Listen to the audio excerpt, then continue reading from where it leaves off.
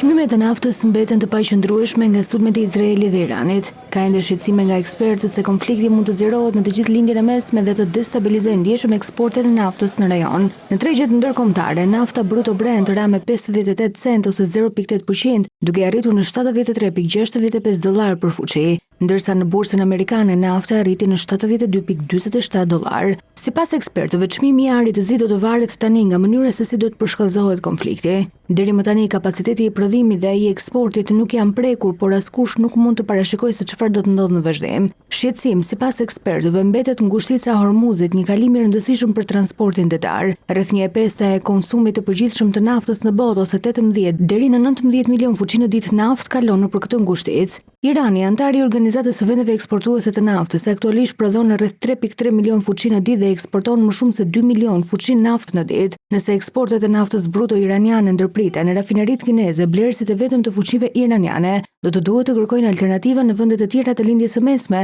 përfshirë këtu edhe nafton bruto ruse, shprehen analistët.